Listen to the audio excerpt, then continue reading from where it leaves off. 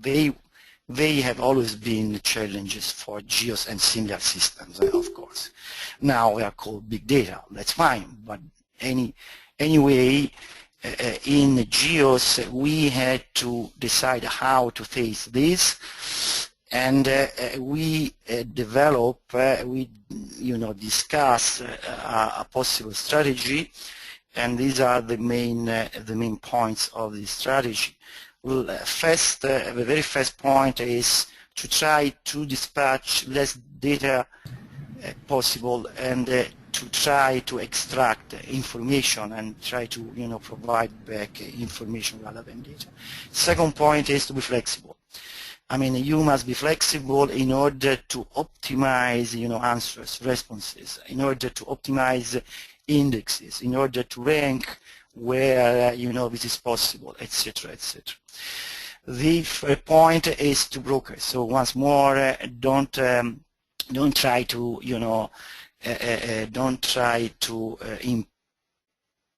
impose anything.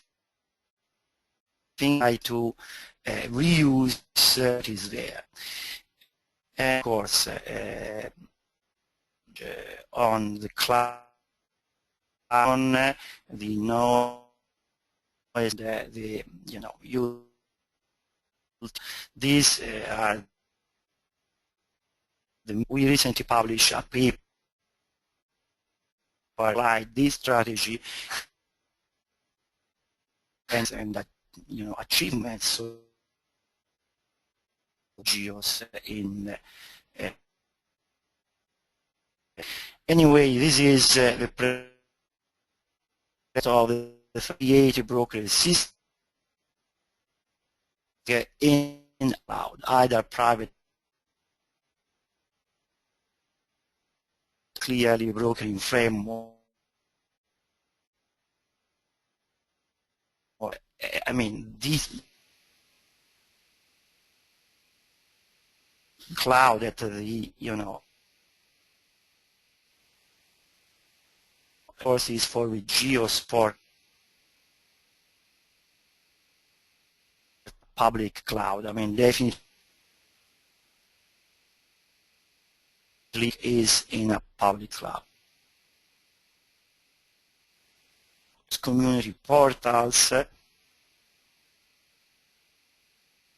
I'm sure that it be developed and run. Well, I mean, GeoNetcast, they have the 2.0, so that means is an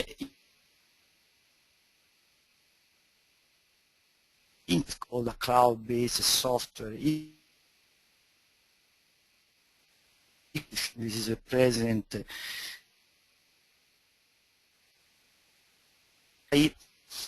so we have as a service and set capabilities that we put from the public done in order to work bubble, and it is doing stuff here. This is okay. So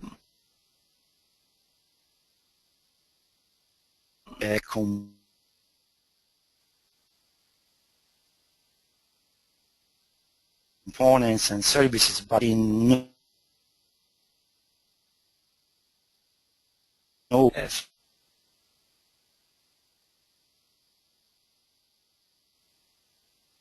free for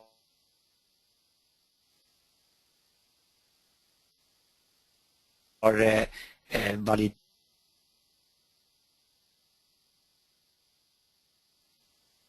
for the 1H building. this is scalable approach. So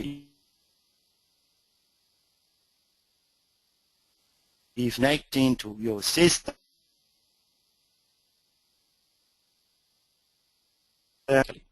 so this a set of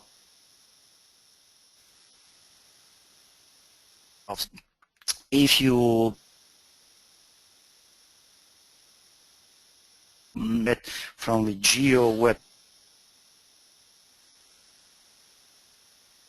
site, for instance,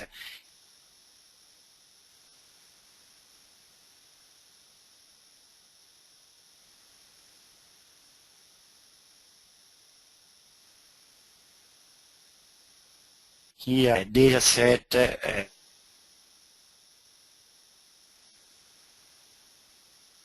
as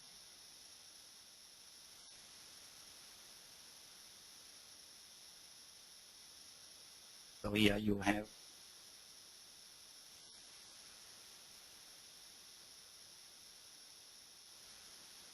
for example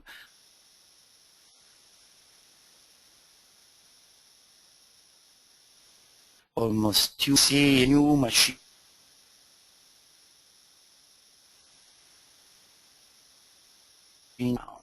is like selling services.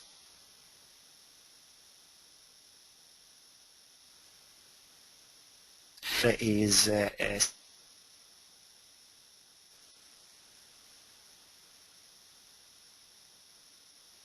seconds, and if the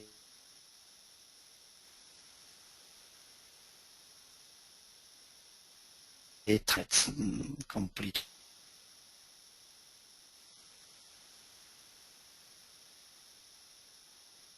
Additional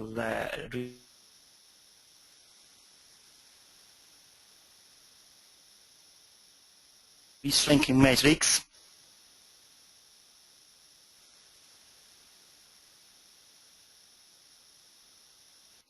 if you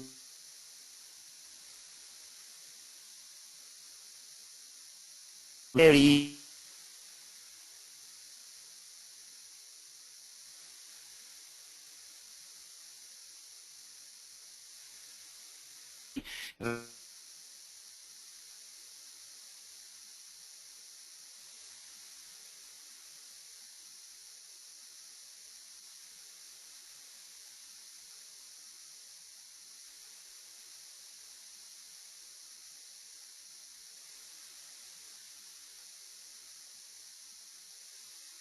end up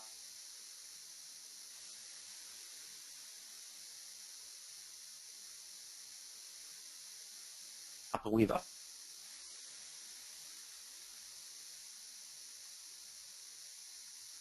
lot of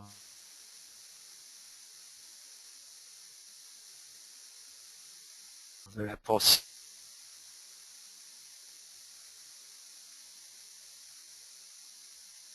I was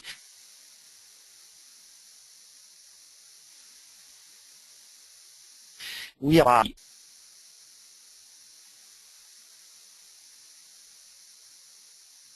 very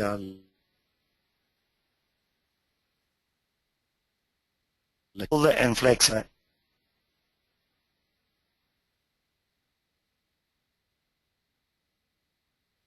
here.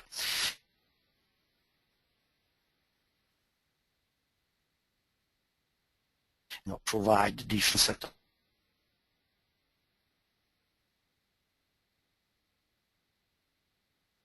of essential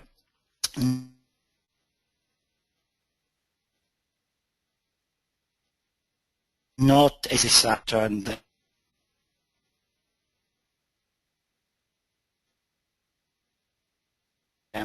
to do in order to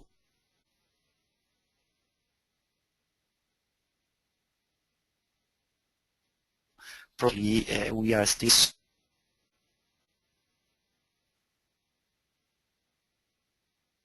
set of services of discovery constraints, so and access request by year, month, week, and day.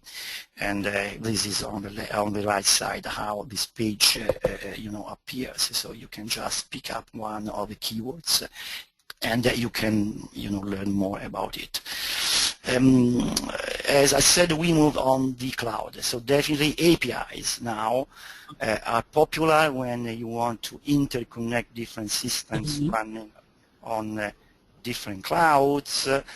And so we also develop APIs. They are called the GEO API.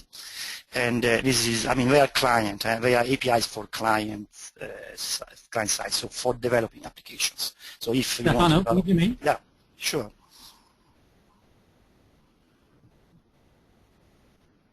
I'm sorry to interrupt, Stefano. I just wanted to check with everyone if they can hear you clearly, because I'm here with Nagua, and we seem to be having some very major problems in our building. Everyone clearly? Could others just comment, please? Anybody working fine. Experiencing major problems with hearing, Stefano? Yes. Yeah, I can hear. We're fine here in Germany. Okay, very good. Okay, that's great. I'm sorry. I'm very sorry, Derek, that you cannot hear me. I'm really sorry. I don't know how to do. Okay. I'm afraid we're Okay, so if I can go on, I would say that they are high level. Develop your community portals of your app or your client. You may decide to use APIs so that you can access directly brokering framework, and through a brokering framework, of course, the GEO's data content. These are the main functionalities. So you can discover. You can use the semantic extensions to perform semantic discoverability, and you can access and simply transform what you have discovered. So they are called GEO API. Now we are only in JavaScript. Some people actually ask us to convert in Python, and so we included this as one of the next actions, so that we can also provide the same APIs in Python. There is a website where you can go and learn by example. So this is exactly how this web page appears. So you can play with it and discover all the very simple concepts, high-level concepts that underpin these GEO APIs. And also very recently we decided to set up an authentication service. Why? We decided to do that in order to trace the queries, in order to collect possible feedbacks, just to filter the access to our system, but we can collect more information and provide a better service back. So this is our approach now. We decided to support existing and well-used users' accounts such as Google, Twitter, Facebook, and therefore we are now able to support OpenID and OAuth protocols. And clearly, if you don't have a Google, Twitter, or Facebook account, you can generate a GEO account here directly. Well, I've finished. There are some other topics, but I think that I was quite long. So if you need to know more, I will send you maybe on the chat this link. This is another presentation in PowerPoint with more technological details of how the DAB brokering, how the brokers are structured in terms of software components, and oh no, sorry. I mean, the next revolution. Well, the next revolution. I'll be very brief here. Clearly, more data is coming. Okay, because here I just captured some of the new technological revolutions. Because satellites. I mean, you can buy. I mean, you can launch your own sensor for, I mean, with some hundreds of thousands of euros. So any project, you know, can theoretically launch a new sensor and collect data. Crowdsourcing, you know, citizen science, of course, you know it very well. That is a new and extremely important paradigm here to monitor the environment, the ecosystems. Internet of Things is another important change. So lots of new data, really lots of new data is coming. And another interesting point, as I said, is that it's not only the public, it's not only the public system, the public cyber infrastructure, which will be able to publish and share this data, but also private cyber infrastructures and what I call NGO. So, for example, you know, practitioners or associations, citizens also may decide to share and publish their systems. Either they are observatories or not, but they can, you know, decide to publish their data and their information.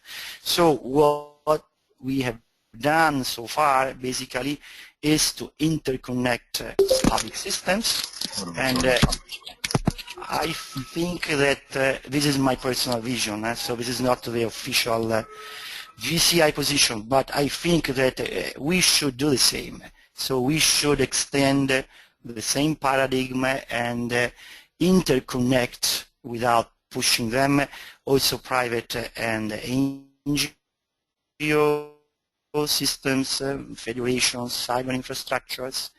In particular, what they can offer, in addition to data and information, is also a set of complex processing and several apps, which are not now a strong asset of GEOS.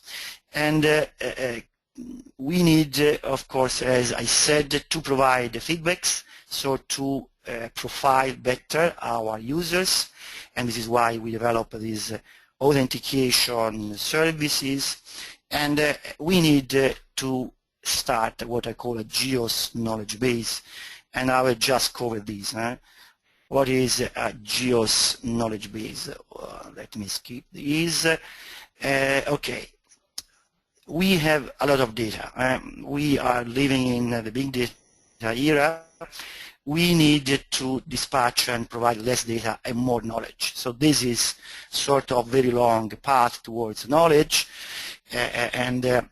What we need to do is to understand data patterns in order to extract feature information, and then to understand what is behind, how these information connect each other, and so to infer knowledge.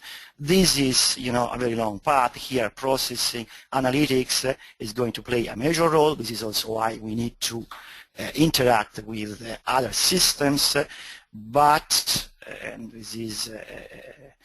also GEOS, has to clarify what is its, approach, what is its vision. So I think that at least we should be able to distinguish among what is an observation, what is a variable essential for a given community of practices, what are a set of indicators, and therefore some hopefully possible index. I know that this is a long time, plan, but this is what we need to do, and we have started, because in GEOS last week we had a workshop with the stakeholders network discussing this very point, and I think that we are proceeding.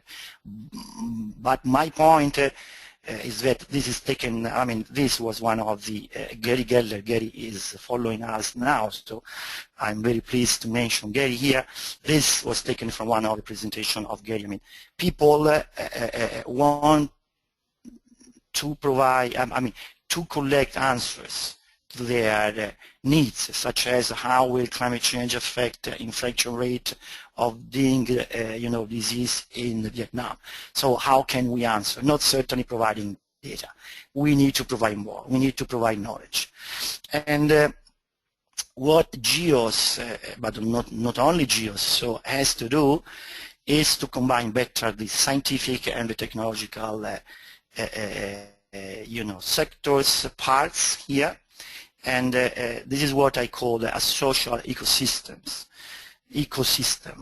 So we need to set up and to manage a social ecosystem where experts are able to provide their knowledge, and IT people are able to formalize this knowledge, connect this knowledge, embed this knowledge in the system, in the GCI, and therefore be able to provide information and knowledge and not just data. As I said, we started working on this. I'm quite, let's say, optimistic that we can achieve something in the next 10 years, because clearly I'm thinking in terms of the next 10 years for GEOS. Some very simple conclusions, remarks. We started from a catalog of catalog. Now what we have is a real multidisciplinary brokering platform. We started from discoverability. Now we have in place not 100%, but we have in place some interesting and useful accessibility and harmonization capabilities.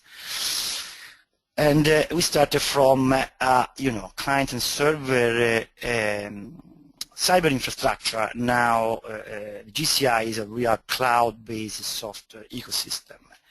And in terms of collaboration, which is getting more and more important for this kind of complex systems, we use virtual governance, but now we need to develop a more collaborative and a knowledge governance, where GEO is going to play a more important role. I finished. Thank you very much for your attention. Thank you. Thank you, Stefano. Wow. I hope everyone can hear me. I do apologize from interrupting your presentation there a couple of times, Stefano. We are having some very major connection problems at this end. In the last 10 minutes we seem to be fine. But can I ask, in case these bugs come back again, can I ask Rob, Jordan, maybe Stephen, if you do lose me, which is quite possible by the way things are going, if you might just pick up the call. But as long as hope that everything continues now, can I turn it over to questions? There's a vast amount of information there. It's difficult to know where to begin, I think. Anyone have any questions for Stefano? It's Bruce McCormack here. Stefan, have you factored in issues related to privacy and security into all your thinking? Yeah, no, thank you. Thank you. This is a quite important point. In terms of the privacy and security, there are two answers. One answer is a technological answer. As I said, we have only set up this authentication service. So authentication service is the only existing GCI service in terms of, let's say, security.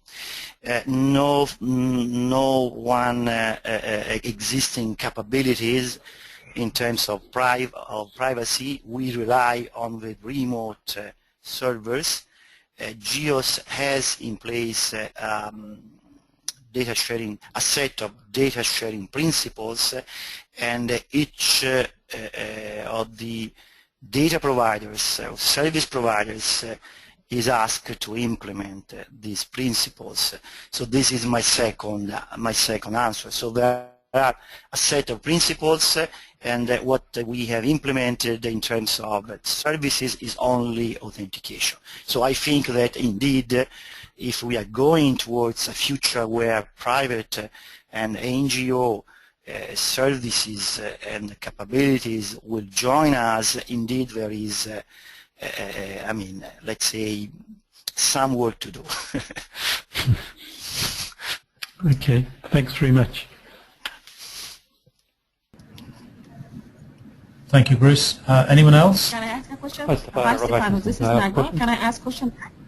Okay, Nagwa, please go ahead. Nagwa? Hi.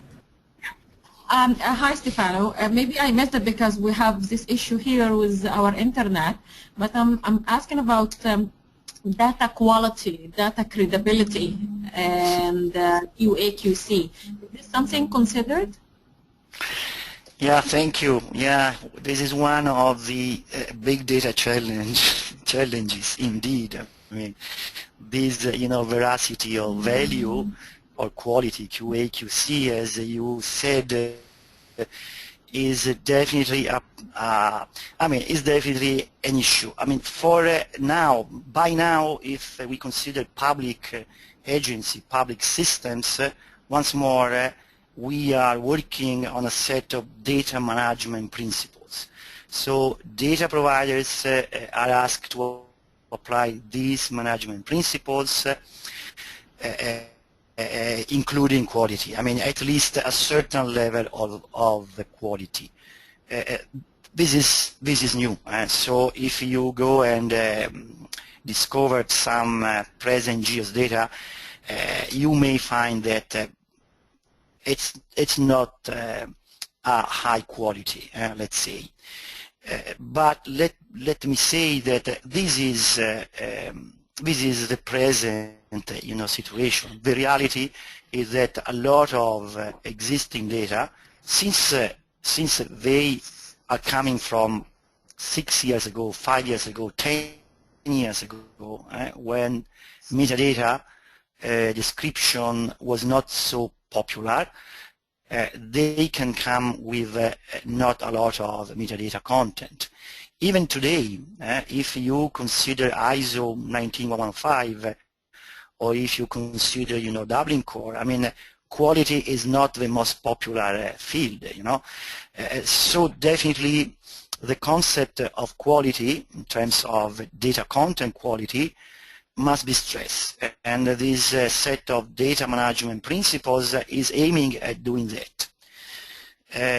What we have done for the GCI is to include an index of the quality calculated on a set of indicators for the ranking. So let's say we give a score which is higher to those data sets which are described by a minimum set of metadata, such as the title, the abstract, the spatial coverage. So if your data set is not including this minimum of metadata content, your score is low.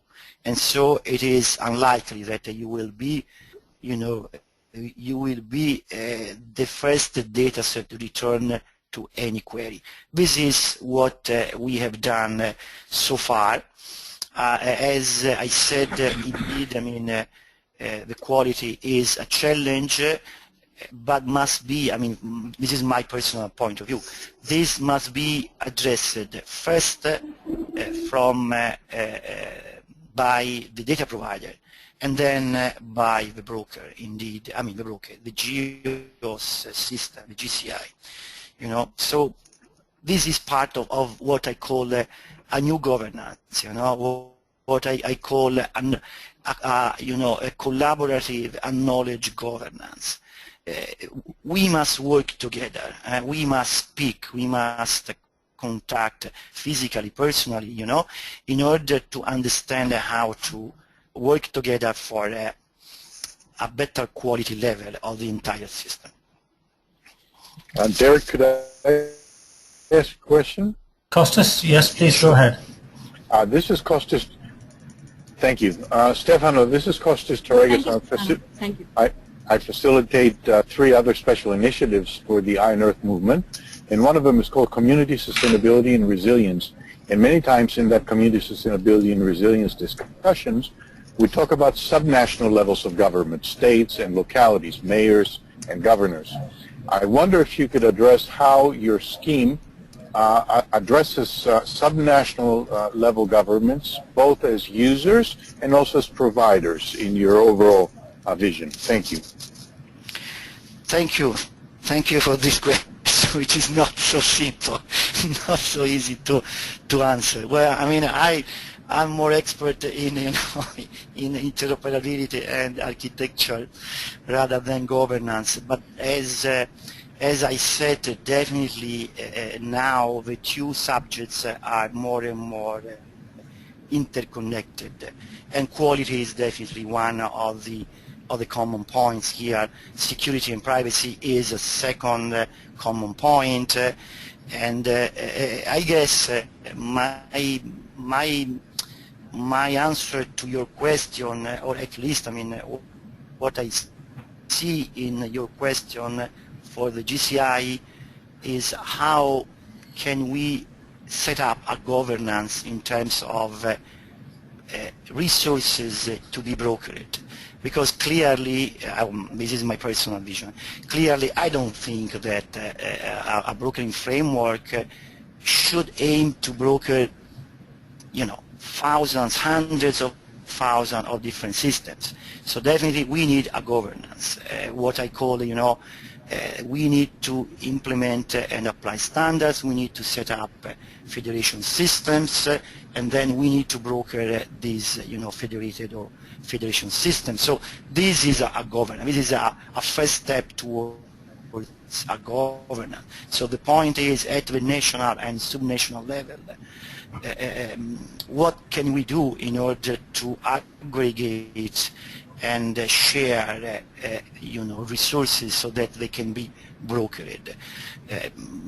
I think that this is the maybe relevant part where we can try to, you know, help people out.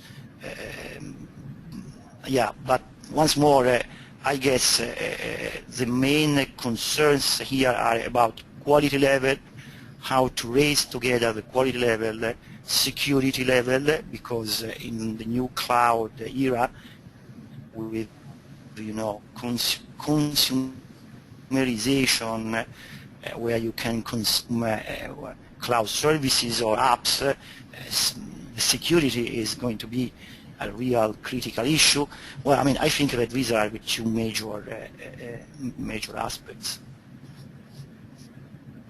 I don't know if I answered your question, but this is the best that I see now.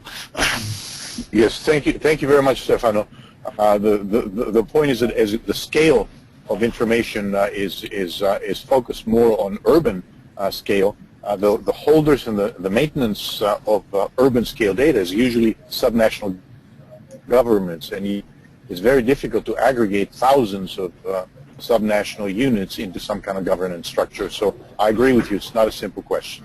Thank you very much for your answer, though. There was another question, I think. Thank you. Hi Stefano, it's Rob Atkinson here. If I can ask a question following up from the last one in a way. Hello.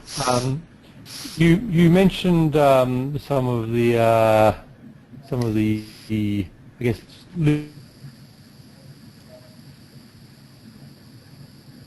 limitations or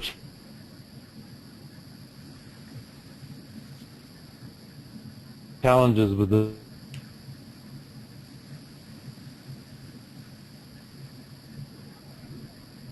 brokering power.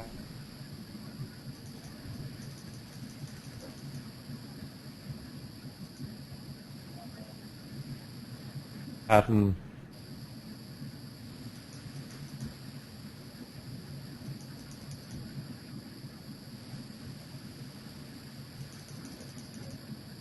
what scale of it?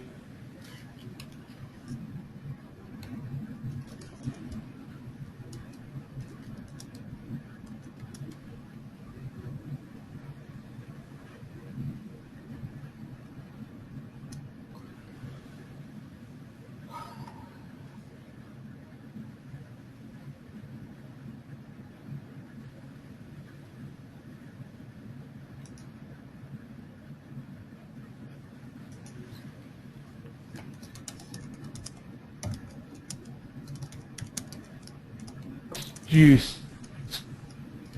see as the next tier of architecture in the pipeline, and in particular the ability to support more participatory forms of capture of semantic information? Yeah. Yeah, okay, yeah, no, I mean, definitely, you know, semantics is a challenge, especially in these very complex and multifacets, you know, domains. And yeah, I think that one point is definitely to understand at which level, as it was said in the previous comment, at what level of information aggregation the brokering should play a role. At least according to me, brokering doesn't have to play a role at each level, but only at a certain level. And so this is one answer. And in terms of I mean, how can we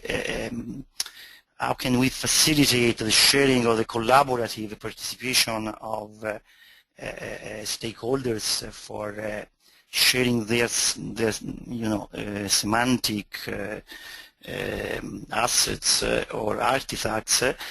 This is what I call, you know, this ecosystem, this social ecosystem. So I'm sure that each of the experts, in this case domain experts, not IT experts, I'm sure that each of them have their own, you know, schema, conceptual schema, semantics even. And what we have learned in these 10 years is that we need to capture at least not all of them, but at least, I mean, some of them, if we want to raise the present data level and to, you know, generate, not us, maybe others, you know, but generate and share information and knowledge. So this is the next challenge. The next challenge is to capture, let's say, elicit this knowledge, which is semantics mainly, and you know, formalize, embed into the system. And of course, this is not a static action. This is you know, a living process. This is why I call it a social ecosystem, because you cannot just ask 2 or 3 experts, make them fill a questionnaire, then a good IT analyzer is able to capture it, and that's it. Unfortunately, this is not so simple. So we need in place a real virtual organization where experts can start this process and publish or share their knowledge. It's up to the, I mean, GCI or similar framework, you know, to embed you know, this, and to be so flexible to change it, to extend it, you know, so not to, you know, not to encode once forever this, because this is going to change. As I mean, I say, I mean, at least I think that as data models, metadata data models, you know, are going to because we know more, because we need more, because new scientific disciplines or new scientific community of practices, you know, I mean, are generated. So they have different needs. So they tend to introduce or extend or profile existing I mean, the same is for semantics. So flexible as we have, clearly it is difficult. Indeed, it is more difficult. But I would, I mean, personally, this is my vision, I would approach, in the same way, and this is what we have started, discussing with our GEOS, experts, scientific experts. Of course, you need to start workshops to, circulate some, documents, etc., etc. But I think I show you, this this path where at least we should try to we should try to agree on a certain set of high-level concepts. I mean, semantically speaking, more advanced than just observation or measurements, and then of course you have to accommodate all the possible flavors, all the all the different domain specificities. But at least, I mean, this is in my mind a process. This is a possible process, but it's not easy. I mean, I agree. I completely agree with you. And maybe, as you said, it's not just one approach. The best way to go. Maybe it is a hybrid approach where you can combine strength from different approaches. Why not? Okay, if I could just comment then, which is that I think that the approaches being discussed in GENON and have been proposed in some of the project features are very compatible with what you've said in terms of building on domain information models and then looking at flexible systems to get stakeholders mapping those models to the data they care about, so there's no centralized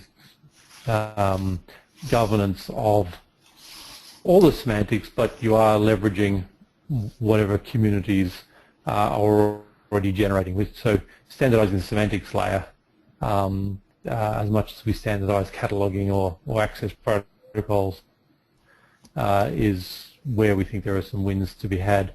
And look forward to hopefully having an opportunity to working more closely with you in as these things evolve. Yeah.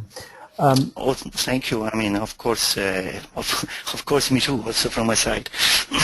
Could I just interject? I think that was last.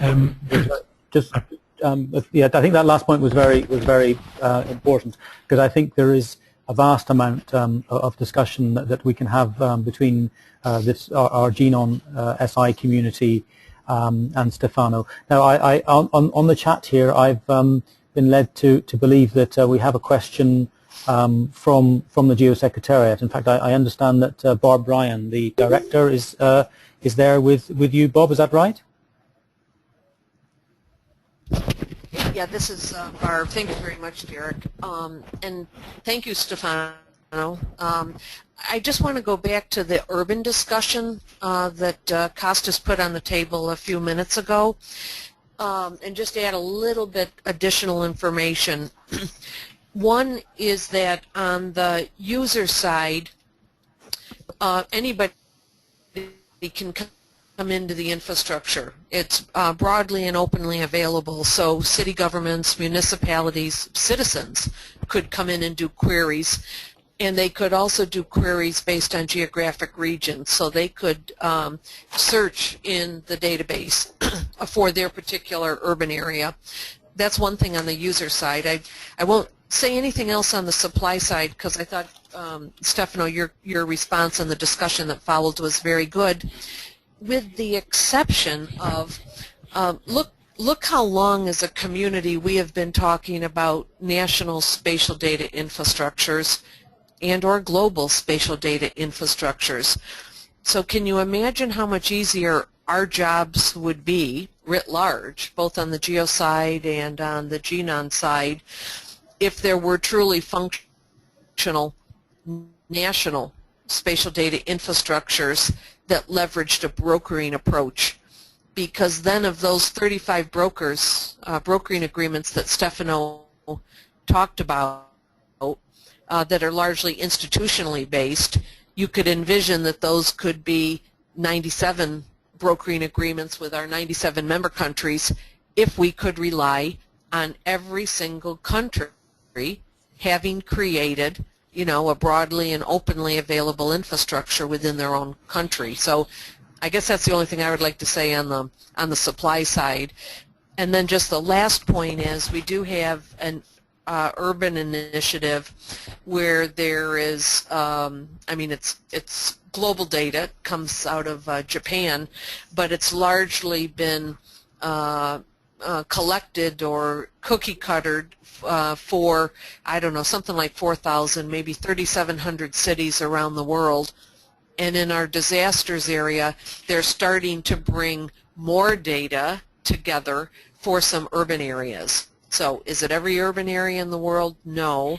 But there is an effort to start to go out and target these, not only the mega cities that exist globally, but a whole number of other cities where there can be global data collected that you could put into, you could use cookie cutters and cut out those urban areas. And I'll stop there. Thanks. Mm-hmm. Thank you, Bob. Could I make a comment or pose a question? Bruce McCormack here. It's a comment on harmonization of data. Stefano, you were talking about moving from the data to information to knowledge. From my experience, and I'm talking about in the engine room experience, wherein I was trying to get data from 34 different planning authorities in one country, that's Ireland.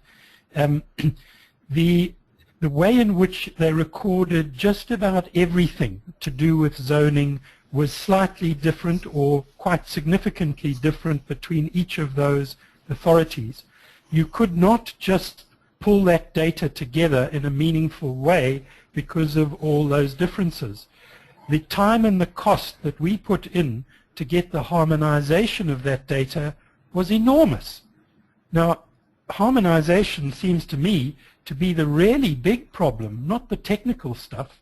It actually lies back in the way the providers are structuring their data. They've done it for the last 20 years this way. They don't want to change, etc., etc. How do you deal in a relatively easy way with the problems of harmonizing data? Okay. Well, right, clearly, I mean, harmonization is covering many different aspects. So here, when I said harmonization, I meant the transformation. I call them simple transformation functionalities. So basically, you can discover, let's say, a set of different data sets, and they are coming with different coordinate reference systems, spatial and temporal coordinate reference system. So what the GCI is able to do is to, harmonize according to one coordinate reference system. The same is for the subsetting. The same is for the spatial and temporal, resolution, and the same is for the data format. So clearly, I mean, they are not semantically speaking sophisticated, harmonization processes. Clearly, I guess you are referring to more, semantics, harmonization, and as I said, we are working in order to come up with a similar, I mean, which is the secret here, the secret of any brokering framework, and so also for our brokering framework, is to have a very general model, a very flexible, extensible model, where you are able to map many different things, you know. And clearly, I mean, for data, this is feasible, or at least, I mean, I'm not talking in absolute sense, but at least for the data providers that ask GEOs to be connected with, I mean, this is feasible, and we develop these mediation modules. Well, in terms of, you know, more complex semantics harmonization, what we should do is to come up with a similar, more general, you know, ontology, or, you know, whatever you want to call it, conceptual model, and then to put in place what is needed in order to, you know, map or automatically match as much as possible, supplementing, because this is the real point. This is another important point of brokering. I mean, broker is something which does not have to, you know, replace or supplant existing services, but supplement. So supplementing what is missing is the real keyword, and this is what I call, I mean, the knowledge. I mean, let's say how scientists do when they, you know, harmonize a set of different data sets, because this is what they do daily. They daily, you know, discover, download data coming in many different formats, but also content. And as I said, for format, domain, I mean, we can manage. For content, well, I mean, they have the knowledge. They know how to map different content. In some cases, the match is easy. In some other cases, it is not so easy. So they have to supplement something. Okay, this is the exact knowledge that we need to start capturing. Okay, start, because I'm sure it is a long process, definitely a long process. As we have done in the last 10 years for the brokering pattern, we have to work step by step, start with some limited examples, and then widen, you know, advance, enlarge these. And this is what I call, you know, a knowledge base. My knowledge base is exactly this. I mean, to capture how they are able to match different contents, to, you know, recognize different contents. And I'm sure that this is not easy. I'm sure that you had to start from a limited target and then to, you know, widen it. But as I said, I had a couple of workshops, a couple of meetings. We have an EC-funded project just recently starting, you know, this very, you know, discussion. And I think that we can at least set up a pilot, a very limited pilot, of course. Could I just very briefly give you an example of what I'm talking about? If you take the zoning, we were talking about urban areas earlier. Now zoning, you know, land use zoning, you can have industry here but not shopping or whatever it is. Zoning. Between the 34 local authorities, every one of them had a slightly or a different color for what you might call the same zone, and sometimes they had exactly the same color for what is a different, completely different kind of zone. Now, effectively what we did in the national government, we produced the protocol, the schema, how they've got to standardize that. And between us, it was only the superior authority of a higher level of government that could effectively force, I mean, I'm being very blunt, effectively force, I mean, all the words were nice and all the rest of it, these authorities to toe the line. If we had have left it to their agreement amongst themselves, we would never ever have got any kind of standardization of the color of the zones, which effectively means, I mean, this is just one tiny example. It gets multiplied over and over and over again, which effectively means that you can't look at two maps of zoning between two adjacent authorities in any meaningful way because of all the color differences.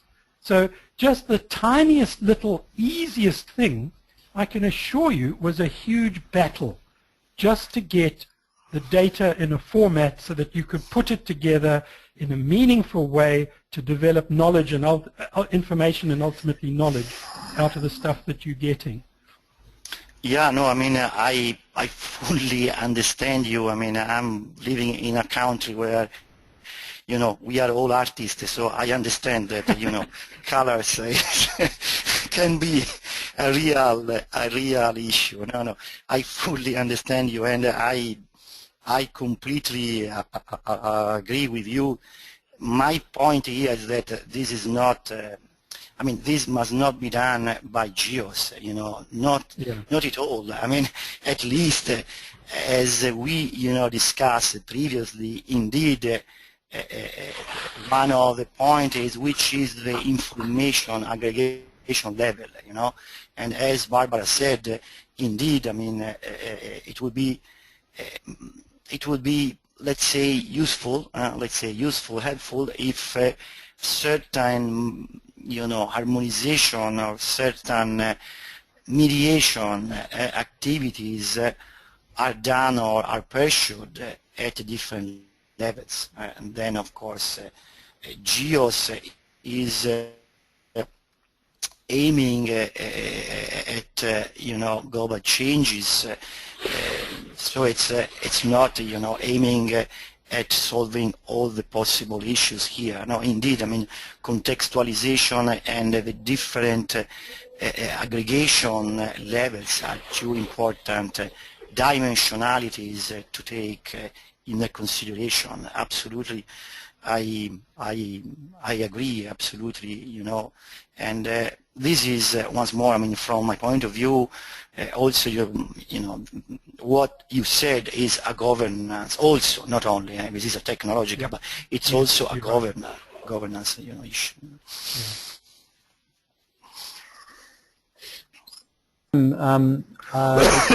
Our meeting's gone to Derek, Yes, go on, Kostas. Go ahead. No.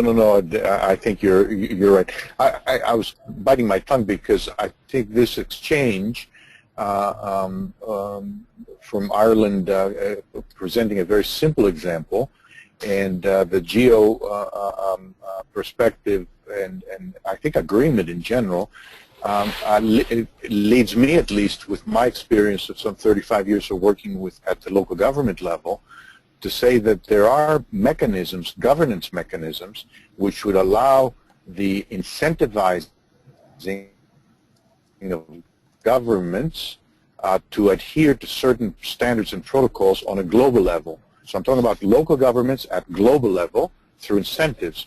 And it may be that Iron Earth, as a network of different organizations, including urban organizations, could explore such modalities in our upcoming summit in October 2015 and elsewhere, because if we try to solve it one by one, we will not succeed for sure.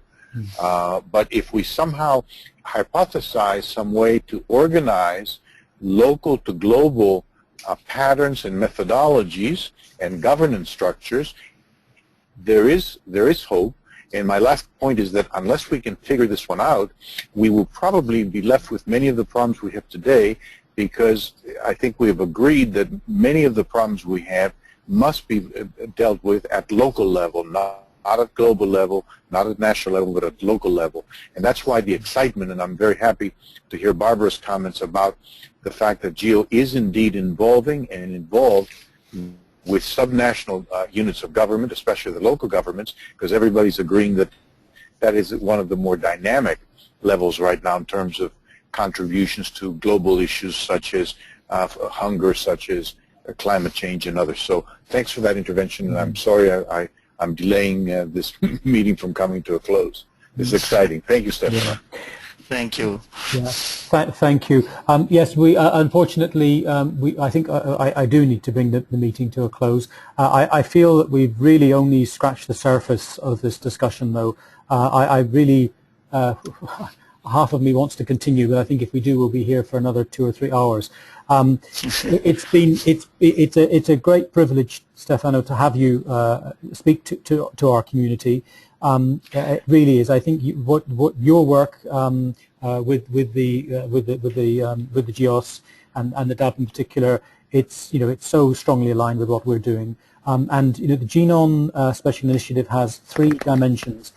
There's a technology side, and we have people in the community, and some of whom you know very well, who are passionate about this area and are very, I know, would welcome the opportunity to have stronger links with your program, and obviously now GEO is part of the alliance. That's hopefully should be much easier.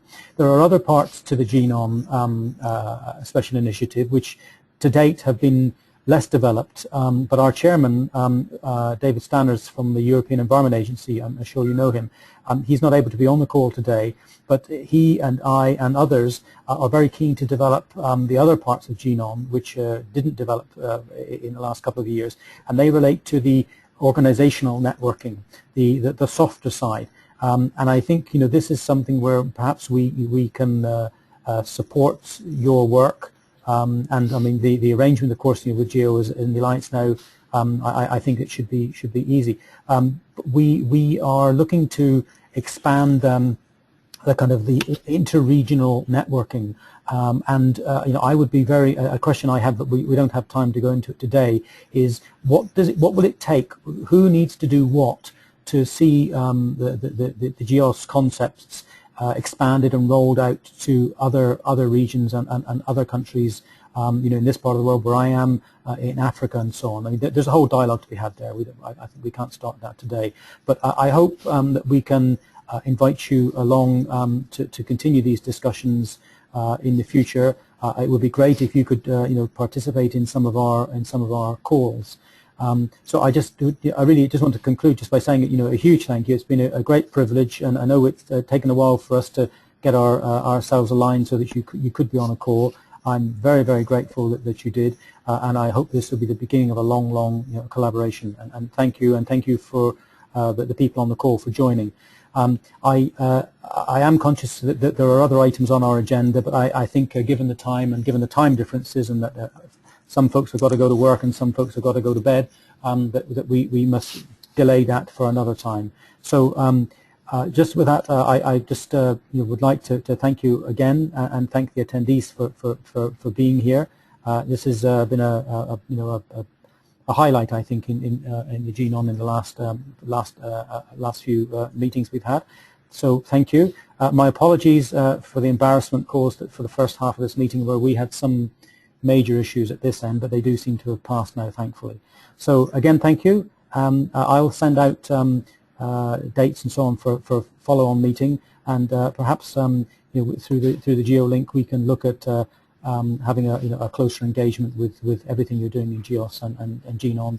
And as Costas has said, I invited folks from other SIs to be here because this is inherently cross-disciplinary.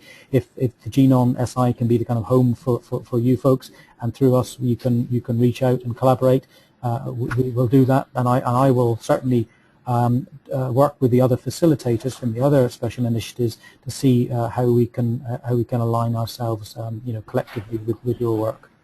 So thank you all, everyone. Unless there are any final comments, I'll bring the meeting to a close at this point. Anyone have any last comments?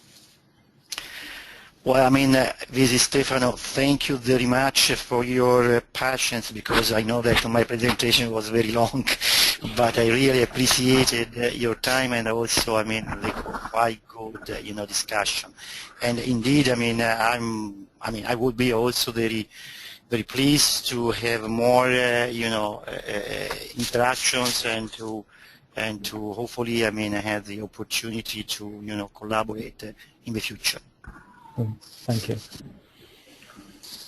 Okay. Sorry, can I just ask, it's Bruce here, will the slides be available at all?